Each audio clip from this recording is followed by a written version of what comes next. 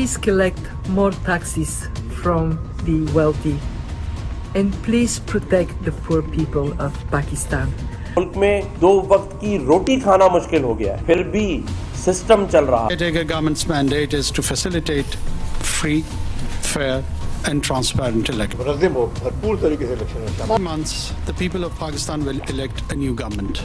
بڑی خوشی ہے کہ ہمارے ملک کے آئین کے تحت انتخابات ہوں گے. الیکشن پاکستان کی سالمیت کے لیے ضروری ہے کہ یہ الیکشن جانچی میں ہو جائے. السلام علیکم ناظرین، آپ روبرو پروگرام دیکھ رہے ہیں اور میں ہوں آپ کا میزبان شوکت پراچا. لندن سے لے کر لاہور تک اور واشنگٹن ڈی سی سے لے کر آئی سی ٹی اسلام آباد تک اب پاکستان پر نظریں لگی ہوئی ہیں. اور نظریں کیا ہیں کہ کیا واقعی جنوری کے آخری ہفتے میں اگلے سال پاکستان کے الیکشن ہو جائیں گے. واشنگٹن سے بھی ایک آواز آئی اور ساتھ ساتھ ایشین ڈیولپمنٹ بینک سے بھی ایک آواز آئی. اے ڈی بی سے آواز آئی کہ پاکستان میں الیکشن ہونے سے معیشت بہتر ہو جائے گی، مستحکم ہو جائے گی. اور آئی ایم ایف سے آواز آئی کہ آپ اپنے امیروں پر ٹیکس لگائیں اور غریبوں پر خرچ کریں.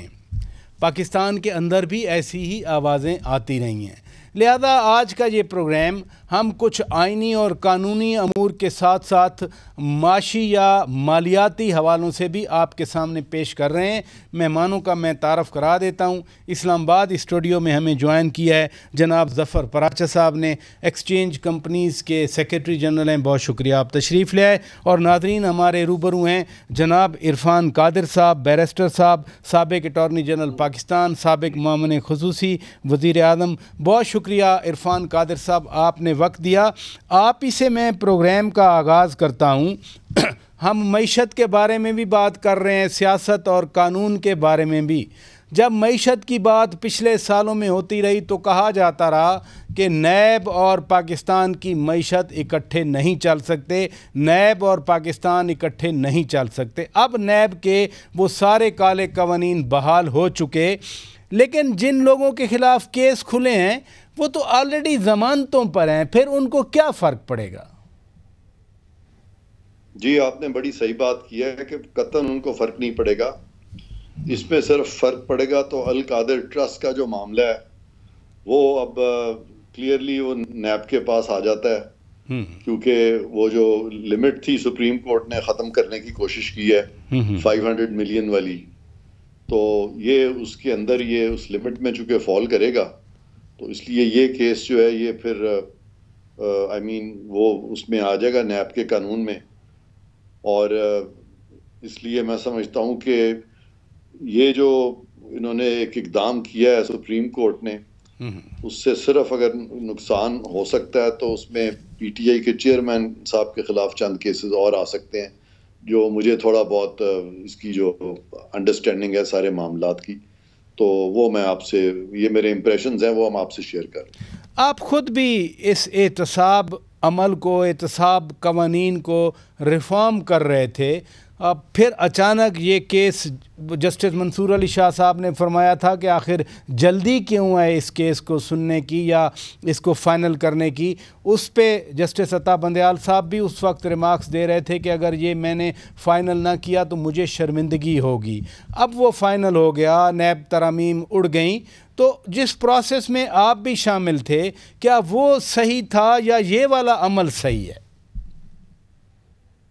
دیکھیں یہ جو ترامیم آئی ہیں یہ پی ٹی آئی کے دور میں بھی آرڈیننسز اس پہ آئے تھے اور وہ بھی اسی سمت میں تھے. یہی شکیں وہاں بھی تھیں جو کہ وقت کے ساتھ ساتھ وہ 4 ماہ کے بعد آرڈیننس جو ہے وہ ریپیل ہو جاتا ہے، تو اس کے بعد ضرورت یہ پیش آئی کہ چلیں ایکٹ کے ذریعے ان ترامیم کو کر دیا جائے. اب یہ ترامیم جو ہیں یہ بالکل صحیح ترامیم تھیں اور اس میں ضروری یہ بات تھی کہ بہت سارے ہمارے ایسے معاملات ہیں جو کہ نیب کے پاس ایکسپرٹیز ہے ہی نہیں ان کی. فار ایگزامپل یہ ٹیکس میٹر ہیں، سی سی پی کے میٹر اور بہت سارے اس طرح کے جو میٹرز ہیں جو کہ اسپیشل کورٹس ان کے لیے بنے ہوئے ہیں، افینسز بھی اسپیشل ہیں، اسپیشل لاز ان کو کیٹر کر رہے ہیں، تو ان کو نیب میں لانے کی ضرورت نہیں تھی. تو وہ ایک قسم کی کلیریفیکیشن کی ہے مقننہ نے، لیجسلیچر نے، کہ بھئی یہ کیسز جو ہیں، یہ ٹرانزیکشنز اور یہ سبجیکٹس اور یہ لوگ اس میں اب نہیں آئیں گے.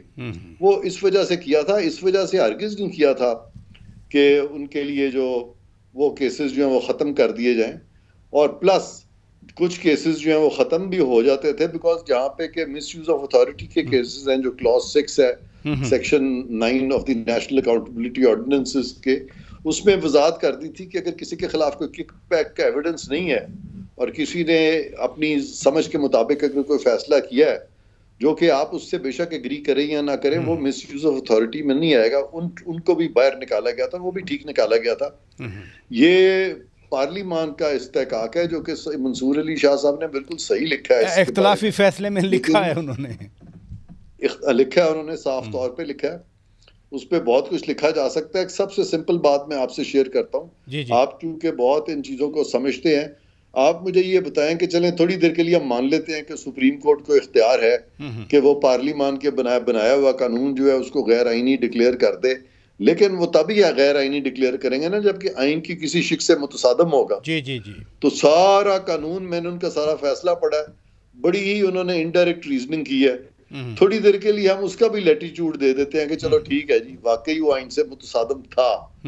تو اگر آئین سے متصادم تھا تو پھر وہ قانون جو پارلیمان بناتی ہے وہ ختم ہو گیا, لیکن جو قانون پارلیمان ختم کر چکی ہے وہ کیسے واپس آ سکتا ہے؟ انہوں نے لکھ دیا ہے کہ وہ بھی ریوائیو ہو گیا, اور وہ تو ریوائیو ہو ہی نہیں سکتا کیونکہ وہ جو قانون ہے, نیا قانون بنانا یا کون سا قانون ہوگا وہ تو پارلیمان کا استحقاق ہے, کورٹ کا تو استحقاق ہی نہیں ہے. تو بلکہ پارلیمان جب کوئی قانون ختم کرتی ہے تو آئین میں لکھا ہوا ہے وہ قانون جو ہے پھر وہ ریپیل ہوتا ہے. یہ بات آپ کی درست ہے, یہ بات درست ہے کہ جو پارلیمان ہے اس کا اختیار تو بہرحال چیلنج کیا گیا. ادھر رکیے گا پلیز. نہیں, میں آپ کو یہ بتانا چاہتا ہوں کہ یہ جو 2 ججز ہیں ان کو لا کی جو بیسک کانسیپٹس ہیں وہ بھی نہیں ہے, سرے سے ہی نہیں ہے. کیونکہ اگر ان کا آپ ریکارڈ دیکھ لیں تو یہ جج بننے سے پہلے انہوں نے تو کبھی کوئی کانسٹیٹیوشنل کیس کیا ہی نہیں تھا. چلیں آپ کی آبزرویشن ہے, جنہوں نے ہزاروں کیس کیے ہوتے ہیں تو پھر وہ یہاں تک آپ کی آبزرویشن ہے. ادھر رکیے گا کانڈلی, ادھر رکیے گا. ظفر پراچا صاحب, یہ نیب اور معیشت کے بارے میں بزنس مین بھی بڑے کنسرنڈ تھے, آپ تو خود بزنس مین ہیں. جب یہ اب ترامیم بحال ہو گئی ہیں, واقعی کو بزنس مینوں کو آپ کے سیکٹر میں دوسرے سیکٹر میں وہ پرانے خطرات فیئرز وہ واپس آ رہے ہیں یا نو پرابلم؟ نہیں جناب, بات یہ ہے کہ جو بزنس مین ہے وہ بھی بہت فکر مند ہے. اچھا. اور ان کو بھی بڑے ان کی ریزرویشن ہے اس کے اوپر کہ جب قوانین ختم ہو گئے ہیں, ٹھیک ہے کہ قوانین ختم کرنے میں اور بنانے میں جلد بازی کی گئی جو نہیں کرنی چاہیے تھی. اس پہ سوچ سمجھ کے تمام سٹیک ہولڈرز کو لے کے فیصلے ہونے چاہیے تھے. لیکن ہمارے لوگوں میں خوف ہے کہ یہ نہ ہو کہ پہلے کی طرح نیب پھر فنکشننگ شروع ہو جائے. اور ایکچولی نیب جو تاثر ہے کہ ایک پولیٹیکل انجینئرنگ کے لیے کیا جاتا ہے. جسٹس مقبول باقر صاحب نے اپنے فیصلے میں لکھا ہے یہ. جی, تو اس کے ساتھ ساتھ وہ انجینئرنگ کے اندر کاروباری لوگ خام خواہ رگڑے جاتے ہیں. تو وہ ایک پہلے ہی ملک کی حالات خراب ہیں, معیشت آپ کی بالکل اینڈ پہ کھڑی ہے, اور جو آپ کی اسٹیبلشمنٹ ہے وہ بہت فکر مند ہے. چیف آف آرمی اسٹاف مل رہے ہیں لوگوں سے, انہوں نے ایک نیا کانفیڈنس دیا لوگوں کو. تو یہ جو وہ کانفیڈنس ہے وہ واپسی کا سفر خدا نہ کرے شروع نہ ہو جائے. تو اچھا, میں معیشت کے حوالے سے, چونکہ مہنگائی ہے ملک میں اور ہر چیز ڈالر سے منسلک ہے, ڈالر اوپر جاتا ہے تو مہنگائی اوپر چلی جاتی ہے, لوگ پریشان ہو جاتے ہیں. الیکشن بھی آ رہا ہے, لوگوں کو فیس بھی کرنا ہے, سیاستدانوں نے, لیڈر نے. یہ ایک تاثر ابھرا ہوا ہے پاکستان میں کہ ڈالر جو ہے وہ 250 تک آ سکتا ہے, 270 سے 250 تک. آپ چونکہ ڈائریکٹ اس بزنس میں ہیں, یہ پاسبل ہے؟ جی بالکل پاسبل ہے کہ 250 سے 270 کے اندر آنا, کیونکہ جو اس وقت آپ نے دیکھا کہ کیسے آ سکتا ہے. دیکھیے ایسے آ سکتا ہے, جو اس وقت ایک ڈرائیو شروع ہوئی ہے انلیگل بزنسز چاہے کسی بھی فیلڈ میں ہوں اسمگلنگ کے خلاف. خاص طور پہ یہ اگر ہمارے یہاں ڈالر کی اسمگلنگ بند ہو جائے افغانستان اور ایران, کیونکہ وہ اپنی ضرورت ہمارے یہاں سے پوری کرتے ہیں. اگر ہم اپنے بارڈرز کو سیل کر دیں اور جو ڈرائیو چل رہی ہے ریگولر چلتی رہی, اور جو مزید جو چیزیں اسمگل ایرانی پٹرول ہے یا اور بہت ساری آئٹمز ہیں, اگر ہم اس کو ٹھیک کر لیں, پھر اس کے ساتھ ساتھ اپنی پالیسیز کو ریسٹرکچر کر لیں, خاص طور پہ بارڈر ٹریڈ اور بارٹر ٹریڈ اور افغان ٹرانزٹ اور افغان اور ایران ٹریڈ پالیسی پلس ہماری امیگریشن پالیسی, جو ہزاروں لوگ وداؤٹ پاسپورٹ ویزا آتے جاتے ہیں, وہ صرف اور صرف اسمگلنگ کرتے ہیں اور کچھ بھی نہیں کرتے. تو یہ واپس آ جانا ڈالر 250, 60, 70 کو بڑی بات نہیں ہے, کیونکہ ابھی چند دن پہلے یہی ریٹ تھا. آپ یہ دیکھیے کہ اس ڈرائیو کے بعد ڈالر اوپن مارکیٹ میں, گرے مارکیٹ میں 335 تھا, آج 293 روپے ہو گیا اتنی تیزی سے.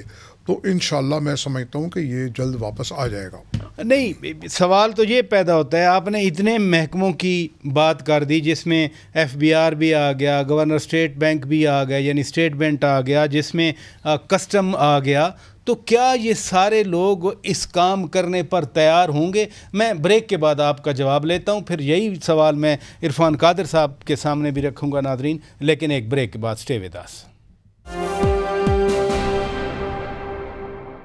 ناظرین, آپ روبرو پروگرام دیکھ رہے ہیں.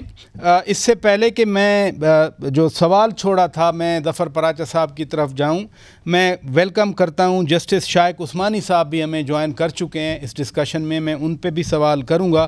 لیکن پراچا صاحب, میں نے سوال چھوڑا تھا, جتنے آپ نے سٹیپس بتائے اس میں بہت سارے محکمے شامل ہیں, کیا وہ تعاون کریں گے؟ اسپیشلی ڈالر ریٹ نیچے آتا ہے, اسٹیٹ بینک تو کہے گا کہ ہم انڈیپینڈنٹ ہیں, ہمارا تو IMF کے ساتھ کوئی ایگریمنٹ میں ہم باؤنڈ ہیں.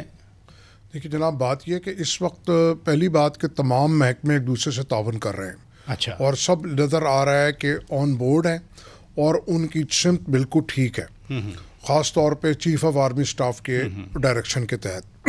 اگر وہ ادھر ادھر ہونا بھی چاہیں تو نہیں ہو سکتے.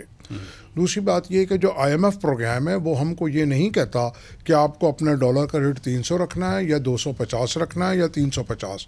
وہ کہتے ہیں آپ نے مارکیٹ فورسز پہ چھوڑنا ہے, جس کو ہم اپنی ٹرمنالوجی میں کہتے ہیں ریئل ایکسچینج ایفیکٹو ریٹ.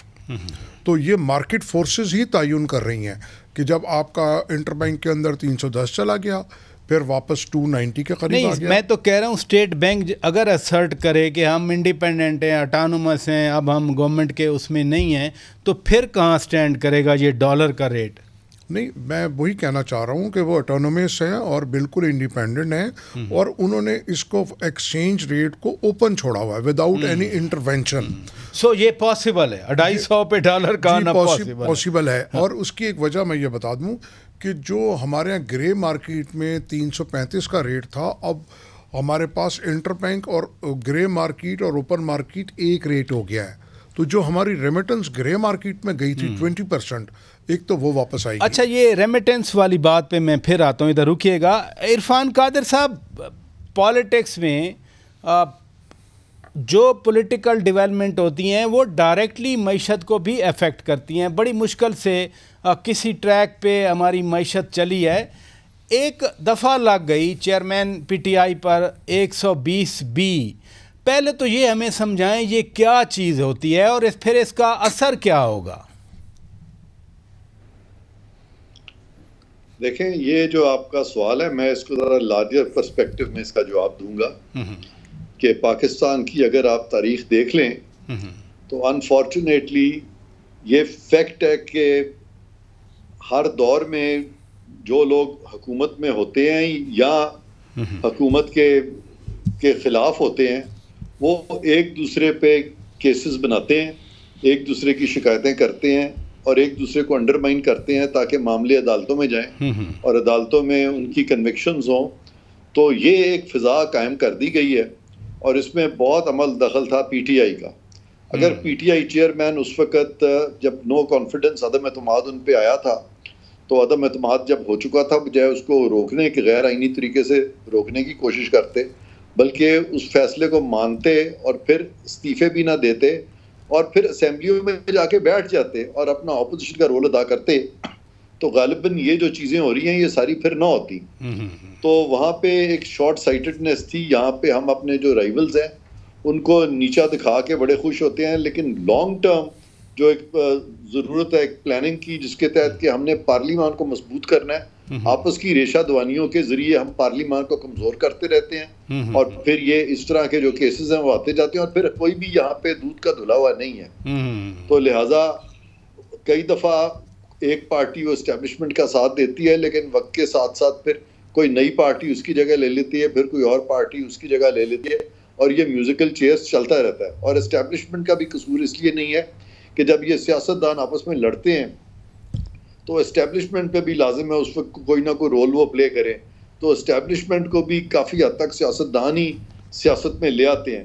تو اب ضرورت اس بات کی ہے کہ یہ جو فضا ہے یہ ایک ہی طرح سے ختم ہو سکتی ہے کہ آئندہ جو الیکشنز آنے والے ہیں سارے اس میں اکٹھے ہو کے اپنا رول پارلیمان میں ادا کریں، عدالتیں جو ہیں وہ اپنی لمٹس میں رہیں، اور فوج جو ہے یا جو اسٹیبلشمنٹ ہے ان کو اتنا تنگ نہ کیا جائے. وہ دیکھیں کہ یہ اسموتھلی سارا سسٹم فنکشن کر رہا ہے. یہ بڑی اچھی آپ نے بڑی اچھی آپ نے بات کی، نہ بلایا جائے ان ایڈ آف سول، بڑی اچھی بات کی آپ نے. عرفان قادر صاحب ادھر رکیے گا. جسٹس شائق عثمانی صاحب، میں بریک سے پہلے نیب کی بات کر رہا تھا، میں ایک بالکل لیگل نقطہ جاننا چاہتا ہوں. پریکٹس اینڈ پروسیجرز جو قانون بنا وہ سسپینڈ تھا، اب اس کے خلاف اوپن کورٹ ہیئرنگ بھی ہوئی، فل کورٹ ہیئرنگ ہوئی. بینچ باقی سارے اس کے تابع ہونا تھے کیونکہ یہ پہلا بینچ تھا. اب چونکہ اگر یہ قانون بحال ہوتا ہے، میں ایک ہائیپوتھسس پہ بات کر رہا ہوں، اگر یہ قانون بحال ہوتا ہے تو پھر باقی جو فیصلے کیے گئے انکلوڈنگ یہ جو نیب ترامیم ہیں وہ برقرار رہیں گے، یا پھر وہ بینچ غیر قانونی قرار دے کر ان کے فیصلے بھی کالعدم ہو جائیں گے؟ دیکھیے، نیب کی ترامیم کی تو بات اور ہے نا، وہ تو ایک الگ ایک لا بن گیا تھا اور اس لا کو چیلنج کیا گیا تھا، اور اس لا کو چیلنج کرنے کے بعد سپریم کورٹ نے فیصلہ دے دیا کہ وہ کالعدم ہے. ٹھیک ہے، تو وہ اس کی تو اور سچویشن ہے. یہ جو پریکٹس اینڈ پروسیجر جو ایکٹ ہے، جو بل تھا، اس کی اور بات تھی. اس کا مقصد صرف یہ تھا کہ یہ جو سو ووٹو نوٹسز لے کر کے جو سپریم کورٹ عام طور سے فیصلے کر دیتی ہے 2-3 ججز بٹھا کر کے، اور جس سے کہ وہ لوگوں کے خلاف ایڈورس ڈیسیژنز بھی دے دیتی ہے. تو ٹھیک ہے، ایڈورس ڈیسیژن دینا سپریم کورٹ کا حق ہوتا ہے، لیکن جو ضروری یہ ہے کہ جس کے خلاف ایڈورس ڈیسیژن ہو اس کو کم از کم ایک موقع تو ملے کہ وہ اس کو چیلنج کر سکے. ایگزیکٹلی. اور وہ اس کو، یہ تو بیسک پرنسپل ہے جوڈیشری کا، اور سپریم کورٹ میں چیلنج صرف ایک ریویو سے ہو سکتا ہے، اور ریویو جو ہوتا ہے وہ ایک مائنر پوائنٹ ہوتا ہے، ایک کسی ایشو کے اوپر، something which is floating on the surface اس کو کہتے ہیں. تو اس میں کوئی ہیئرنگ نہیں ہوتی، ڈسکشنز نہیں ہوتی زیادہ. عام طور سے ریویو جتنے ہیں وہ ڈسمس ہو جاتے ہیں. تو یہ ایک ضروری تھا کہ کوئی ایسا پروسیجر ہو جس میں کہ وہ چیلنج ہو سکے جو بینچ بنائے، اور ایک لارج بینچ کے سامنے. تو اس وجہ سے انہوں نے پریکٹس پروسیجر ایکٹ یہ بل بنایا. وہ انہوں نے رستے میں اس سے پہلے کہ وہ بن سکے ایکٹ، اس کو روک دیا گیا، سسپینڈ کر دیا گیا تھا، اس کو سسپینڈ کر دیا گیا. لیکن اس کی یہ جو قانونی طور پہ دیکھا جائے، کانسٹیٹیوشن کی طور سے دیکھا جائے، تو وہ صحیح نہیں تھا ایکٹ، ان دا سینس کہ اس میں تو آپ کو کانسٹیٹیوشنل پروویژن لینی پڑے گی، کیونکہ 184(3) کے متعلق کی باتیں ہو رہی ہیں، تو آپ کو کانسٹیٹیوشن میں کوئی امینڈمنٹ کرنی پڑے گی. وہ تو نہیں ہو سکی. تو اب تو میرے خیال میں جب نئی پارلیمنٹ بنے گی تو پھر کوشش کی جائے گی. لیکن بہرصورت اس سے اگر وہ حکم امتناعی بھی ختم ہو جائے جو کہ انہوں نے دیا تھا لاسٹ چیف جسٹس صاحب نے، تو پھر بھی اس سے کم از کم یہ ایکٹ تو بن جائے گا. اس کے بعد دیکھا جائے گا کہ اس کو چیلنج کیا جائے گا. پھر جو سبسیکوینٹ ایک اور بینچ بنا تھا، review of orders and judgments, وہ بھی کالعدم قرار پایا تھا اسی بینچ کے ذریعے، جو کہ بینچ اور بناتا ہے پریکٹس اینڈ پروسیجر بل. تو وہ فیصلہ برقرار رہے گا پھر؟ ہاں، وہ تو یقیناً برقرار رہے گا. اس کو کسی نے چیلنج کیا نہیں ہے. وہ تو اس کا ٹائم تو ختم ہو گیا ریویو کا، وہ تو اپنی جگہ برقرار رہے گا. تو اب اس کا دیکھنا یہ پڑے گا کہ اس کا افیکٹ کیا ہوگا بعد میں. لیکن مین چیز جو ہے وہ یہ پریکٹس اینڈ پروسیجر ایکٹ ہے. اس کو دیکھنا ہے کہ یہ کس سمت جاتا ہے، اور یہ تو اب 2 ستمبر یا کب 2 اکتوبر کو شاید لگائے گی، تو اس وقت دیکھیں گے کیا فیصلہ. جسٹس صاحب، ایک اور سوال بھی میں آپ کے سامنے رکھنا چاہتا ہوں. IMF کی MD نے کہا ہے کہ پاکستان अपने अमीरों पे टैक्स लगाए और गरीबों पे खर्च करे।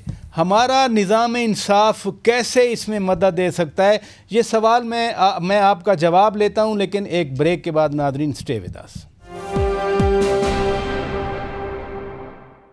वेलकम बैक नादरीन, आप रूबरू प्रोग्राम देख रहे हैं। जस्टिस शाइक उस्मानी साहब, एक पॉलिटिकल पर्सपेक्टिव है, बट हमारा निज़ाम इंसाफ जुड़ा हुआ है करप्ट प्रैक्टिसेस से, टैक्स एवेजन से, सारा कुछ अदालतों में ही जाता है। IMF की MD जॉर्जीवा साहिबा वही बात कर रही हैं जो हम पाकिस्तान में भी बैठ के करते हैं कि ये इनडायरेक्ट टैक्स की बजाय सब गरीबों को उसमें लपेटने की बजाय बड़े बड़े लोगों पे टैक्स लगाए जाएं। हमारा निज़ाम इंसाफ इस मंजिल के हसूल में, इस आइडियल के हसूल में कैसे मदद कर सकता है?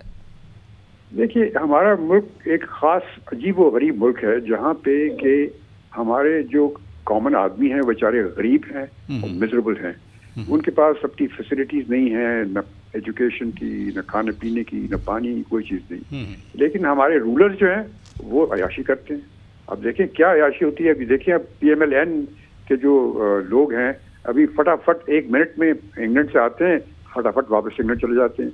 इंग्लैंड जाने का किराया जो बिजनेस क्लास का वो 13 लाख होता है, तो 13 लाख एकदम से दे के चले जाते हैं, फिर वापस आ जाते हैं।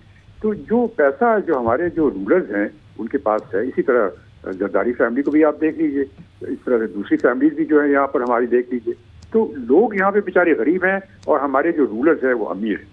तो ये एक चीज़ है और इसमें बहुत ज़रूरी है कि ऐसा निज़ाम लाया जाए जिसमें कि जो अमीर लोग हैं उनके पैसे कम किए जाएँ टैक्स करके, और जो पैसे आएँ उसको गरीबों के लिए इस्तेमाल किया जाए, उनकी फैसिलिटीज़ के लिए।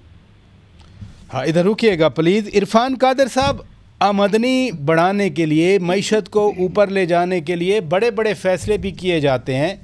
अब मसलन मियां नवाज़ शरीफ वापसी की तैयारी कर रहे हैं। 21 अक्टूबर जो है वो उनकी डेट फिक्स हो गई वापसी की। कल भी मुलाकात थी, लंदन में इजलास हुआ, उनकी मुशावरत मतलब जारी रहेगी। जब मियां साहब वापस आएंगे, उनके ख़िलाफ़ केसेस भी पड़े हैं, नैब वाले केसेस और भी आ गए, रिकॉर्ड का ट्रक आ गया पूरा। वो जो इस्लामाबाद हाई कोर्ट में पेंडिंग अपील भी पड़ी है, तो क्या मियां साहब वो एज इंडिपेंडेंट सिटीज़न आएंगे या उनको जेल जाना पड़ेगा या उनको बेल इन कस्टडी लेनी पड़ेगी? देखें, पिछले इतने सालों से यही हो रहा है ना कि जो लोग वज़ीर आज़म बनते हैं या जो लोग ये हुकूमतें संभालते हैं, जिनकी पॉलिटिकल पार्टीज़ को जो हेड करते हैं, उन पे हर चंद साल के बाद केसेस बन जाते हैं। कभी वो मुल्क में होते हैं और कभी वो मुल्क से बाहर होते हैं। तो अगर हमने इस मुल्क में कोई यानी कंसिस्टेंसी लानी है, अगर हमने रूल्स ऑफ द गेम जिसको कहते हैं उसको एक set rules of the game रखना है, तो ताकि बिजनेस कम्युनिटी जो है वो भी यहाँ पे पाकिस्तान में इन्वेस्ट करे, तो पाकिस्तान के जो लॉ एंड ऑर्डर की सूरत हाल है, जो पॉलिटिकल स्टेबिलिटी है, वो हमें लानी होगी यहाँ पे। उस तरफ तो हम जा नहीं रहे। आपने अभी 2-4 और भी सवाल किए थे, मैं जरा उसकी तरफ भी आना चाहता हूँ, फिर मैं इस सवाल की तरफ आऊँगा। ठीक है। आपका एक सवाल तो शाइक उस्मानी साहब से ये था, जो कि मैं जिस तरह समझाऊं कि अगर ये प्रैक्टिस एंड प्रोसीजर का कानून अगर ये मेंटेन होता है जी, तो उस दौरान में जो बेंचेस बने हैं, मेरा एग्जैक्टली यही सवाल था, जिन बेंचेस ने किए हैं वो क्या फैसले जो थे फिर वो कलअदम करार दिए जाएंगे कि नहीं दिए जाएंगे? यहाँ पे कुछ लोगों का ख्याल है कि जी ये तो पास्ट एंड क्लोज ट्रांजैक्शन है। नहीं, ये बदनीयती पे मबनी फैसला था, ये जो किया है सुप्रीम कोर्ट के अपनी मर्जी के जज बना के। यानी मसलन इन्होंने जो सस्पेंड कर दिया प्रैक्टिस एंड प्रोसीजर को, वो बदनीयती थी। यहाँ पे वो जो डिफेक्टो डॉक्ट्रिन लगा रहे हैं वो नहीं लगाई जाएगी। डिफेक्टो डॉक्ट्रिन वहां पे लगाई इन्होंने जहाँ पे के 31 जुलाई के फैसले के तहत जब बहुत सारे जजेस को फारिग किया, जो कि 100 थे करीबन, और उनके फैसले हकीकत में दुरुस्त थे और उसमें कोई बदनीयती भी नहीं थी, तो उस वक्त जरूरी हो गया अगर वो फैसले ये सारे अगर उस वक्त कलअदम करार दे देते तो वो सारे इनको करने पड़ते। ये जो चौधरी अदलिया है तो लग पता जाता है इनको। तो डिफेक्टो डॉक्ट्रिन जो है ना वो उन सूरत हाल में तो आप कर सकते हैं, लेकिन जहाँ फैसले ही आप सियासी होके करना शुरू कर ये 31 जुलाई कौन से केस 31 जुलाई का रेफर 2007 की बात कर रहे हैं आप? 31 जुलाई 2009 की बात कर रहा हूँ।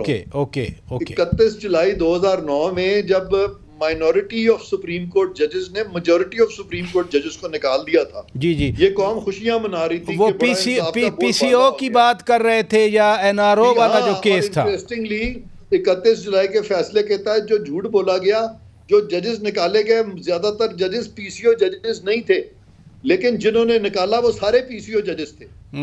لیکن وہ اتنا غلط اور بے ایمانہ فیصلہ تھا کہ وہ آج تک وہ کسی کو پتہ ہی نہیں لگا یہ ہوا کیا ہے. تو یہ میں آپ کو بتا رہا ہوں کہ وہاں پہ بھی ڈیفیکٹو ڈاکٹرن تو سمجھ آتی ہے کہ وہاں پہ ان ججز پہ کوئی بدنیتی تو نہیں تھی جنہوں نے فیصلے کیے تھے. یہاں پہ تو ساری قوم چیخ رہی تھی. میں نے خود چیف جسٹس کو 2-3 دفعہ کیسز میں کہا کہ یار اب فل کوڈ بناؤ. میری بات کو تو ایسے اٹھا کے باہر پھینکتے تھے جیسے میں نے تو ساری زندگی یہ کام ہی نہیں کیا. اب آپ دیکھ لیں کہ جو نئے چیف جسٹس نے آتے ہی فل کوڈ بنا دیا. جی ہاں بنا دیا. اور نہ صرف عرفان قادر صاحب فل کوڈ بنایا, بلکہ جو چھوٹا بینچ بنایا, جو اس پریکٹس اینڈ پروسیجر بل میں قانون میں لکھا ہوا ہے کہ تینوں سینئر انکلوڈنگ چیف جسٹس جو 2 سینئر موسٹ ہوں گے بینچ میں شامل ہوں گے, ایگزیکٹلی وہی بینچ بن چکا. ہاں تو چنانچہ یہ میں ضروری سمجھتا تھا آپ کو وضاحت کرنا. اب دوسری بات جو ہے نا, معیشت بھی اسی چیز سے لنکڈ ہے, پولیٹیکل سٹیبلٹی سے. جیسے ہی پاکستان میں پولیٹیکل سٹیبلٹی کیوں نہیں آتی, کیونکہ وہ 8-10 غلط فیصلے جو وہاں پڑے ہوئے ہیں. جس دن وہ فیصلے جو بارودی سرنگیں جو ماضی کے چیف جسٹس بچھا کے گئے ہیں, جس دن اس کی مائنڈ سویپنگ ہوگی, وہ میرا خیال ہے اکتوبر میں ہو جائے گی. اس کے بعد خود حالات جو ہیں سٹیبلٹی کی طرف آئیں گے. اور اکانومی کا بہت ایڑی چوٹی کا اس کا ناتا ہے, یہ کیا کہتے ہیں جی, چولی دامن کا ساتھ. چولی دامن کا ساتھ ہے اکانومی کا, لا اینڈ آرڈر کا. ویسے ایڑی چوٹی بھی ریلیونٹ ورڈ ہے کہ ہمیں ایڑی چوٹی کا زور لگا کر معیشت کو زور لگانا پڑے گا. جی ہاں, اس چولی دامن کے ساتھ کو قائم کرنے کے لیے ایڑی چوٹی کا زور لگانا پڑے گا. ایگزیکٹلی. تو مختصر میں آپ کو بتاتا ہوں, یہ جو نیب قوانین ہے یہ بھی ذرا میں آپ کو بتا دوں اس سے کتنا معیشت کی تباہی انہوں نے کیا یہ غلط فیصلے سے. یہ اسینشلی بنے کیوں تھے؟ بنے یہ اس لیے تھے کہ پاکستان میں کوئی سرکاری افسر جو ہے وہ فیصلہ ہی نہیں کر سکتا تھا, ڈر کے مارے فیصلہ کرتا ہی نہیں تھا. بزنس مین کوئی فیصلہ نہیں کرتا تھا. ہاں نہیں, سنیں اگر وہ کوئی امپروڈنٹ اس کی کوئی ڈیسیژن میکنگ سے نیب والے اگری نہیں کرتے تھے تو وہ مس یوز آف اتھارٹی کا کیس بنا دیتے تھے. اس چیز کو ختم کرنے کے لیے یہ والا ترامیم آئی. اس کے بعد جو بزنس مین تھا, اگر وہ سرکار کے ساتھ کوئی ٹھیکہ لے لیتے یا سرکار کا کام کرتا ہے تو وہ اس پہ جو پروفٹ ہوتے تھے اس کو وہ کرپشن میں لے آتے تھے. تو لہٰذا اس طرح کے جو اسپیشلائز پھر ٹیکسیشن میٹرز میں بیچ میں انٹرفیئرنس شروع ہو گئی. نیب نے مثبت کام بھی کیے, اچھے کام بھی کیے, لیکن کچھ اس کا نیگیٹو فال آؤٹ ہوا. وہ اس طرح کے کیسز بہرحال وہ بھی ہمیں ذہن میں رکھنا ہے. عرفان قادر صاحب یہ سارے اینگل ذہن میں رکھنے. ادھر رکیے گا ظفر پراچا صاحب. ایکسپورٹس بڑھ نہیں رہی, سرمایہ کاری یہاں ہو نہیں رہی, ملکی آمدنی کیسے بڑھے گی؟ ایک سیکٹر رہتا ہے وہ ہے ریمیٹنسز, ترسیل زر. اس کو کیسے ہم بڑھا سکتے ہیں کہ ڈبل ہو جائے, ٹرپل ہو جائے؟ پیسہ تو بہت ہے پاکستانیوں کے پاس باہر. دیکھیے جناب, ریمیٹنس بڑھانے کے لیے آپ کو اوورسی پاکستانی کی ناراضگی دور کرنی ہے اور اس کو آپ کو ڈائریکٹ انسینٹیو دینا ہے.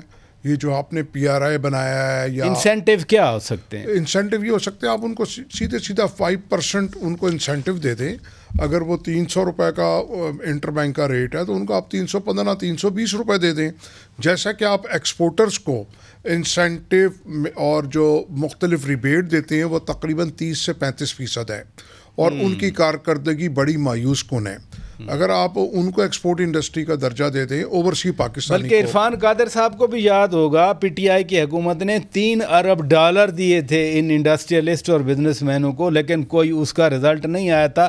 آپ فرما رہے ہیں کہ اوورسیز پاکستانیوں کو یعنی وہ ڈالر جو بھیجیں بینکنگ چینل سے 5-10 روپے زیادہ ریٹ دیا, زیادہ دے دیں, انسینٹیو ہوگا. اور جو ایکسچینج کمپنیز ہیں ان کو بھی ایکسپورٹ انڈسٹری کا درجہ دیں, کیونکہ ایکسچینج کمپنیز بھی $7 بلین لاتی ہیں. ڈسپائٹ آف دیٹ کہ ہمارے پاس صرف منی ٹرانسفر 3 کمپنیاں ہیں, بینکوں کے پاس 100-150 ہیں, تو وہ ایکسچینج کمپنیز کو دیا جائے. منی ٹرانسفر کا کیا مطلب؟ ساری کمپنیاں منی ٹرانسفر کر نہیں سکتی؟ نہیں, جو ایکسچینج کمپنیز ہیں ان کے پاس, ہم اس کو ٹائی اپس کہتے ہیں. اچھا, تو صرف 3 کمپنیز ہیں ہمارے پاس بینک جو یعنی باہر سے پیسے لے سکتی ہیں, جو باہر سے پیسے آتے ہیں. جی جی. اور جو ان کے جو یہاں پہ جو کاؤنٹر پارٹ ہے, تو وہ ہم جو کاؤنٹر پارٹ ہیں 3 मनी ट्रांसफ़र कंपनीज के हम सिर्फ बस बैंकों के पास 100 से 150 कंपनीज हैं और ये वो कंपनीज हैं जो हमसे लेके दी गई हैं और बैंकों को बहुत सारे इंसेंटिव और रिबेट दिए जाते हैं और ये एक्सचेंज कंपनीज के आने के बाद बिजनेस बढ़ा है। उससे पहले तो ये ग्रे मार्केट में था, सिर्फ $1.5-2 बिलियन आता था इन 2004। उसके बाद से ये मल्टीप्लाई हुआ। तो अगर एक्सचेंज कंपनीज को बैंकों के साथ लेवल प्लेइंग फील्ड मिल जाए, वो तमाम मनी ट्रांसफ़र कंपनीज हमें मिल जाएं, प्लस ओवरसी पाकिस्तानी को रिबेट दे दें। जैसे कल एक फ़ैसला आया है कि 20 रियाल पर ट्रांजैक्शन से 30 रियाल कर दिया गया, जो कि ओवरसी पाकिस्तानी को नहीं मिलेगा, रेमिटर को नहीं मिलेगा, ये बीच में लोगों को मिलेगा। ये क्या चीज़ है, क्या फैसला है? क्योंकि ओवरसीज पाकिस्तानी भी सुन रहे हैं बैठ के। पर ट्रांजैक्शन ये एक 70s के ज़माने में टैलेक्स चार्जेस होते थे जो कि हुकूमत ने कहा था कि जो वहाँ से टैलेक्स भेजेगा उसका ख़र्चा हम देंगे बैंक को। वो तो ज़माना कदीम की बात हो गई, अब तो खर्चे रहे नहीं हैं, वो अभी तक तो सिलसिला चला आ रहा है। अच्छा 70 यानी 50 साल पहले, 50 साल, और उसी के चार्जेस को 20 रियाल से बढ़ा के 30। तो इन इंसेंटिव्स को देने से हम फिर कितना रेमिटेंस मंगा सकते हैं? ये 3 साल के अंदर मैं आपको गारंटी करता हूँ कि ये डबल हो जाएगी आपकी, और उससे भी पहले 2 से 3 साल, क्योंकि बहुत पैसा है जो ग्रे मार्केट में जाता है, हवाले पे जाता है। क्योंकि अभी पिछले दिनों हमारी 20% रेमिटेंस गिरी, एक्सपोर्ट गिरी, एक्चुअली वो गिरी नहीं, वो शिफ्ट हो गई ग्रे मार्केट में। बहुत शुक्रिया, very valuable suggestion that you are putting forward. बहुत शुक्रिया, आप तशरीफ़ ले आए। जनाब इरफान कादिर साहब, बहुत शुक्रिया, आपने हमारे लिए वक्त निकाला। जस्टिस शाइक उस्मानी साहब, बहुत शुक्रिया, आपने वक्त दिया। नाजरीन, हमारी तरफ से इतना कुछ। अपने मेज़बान शौकत पराचा को इजाज़त दीजिए। खुदा हाफिज़।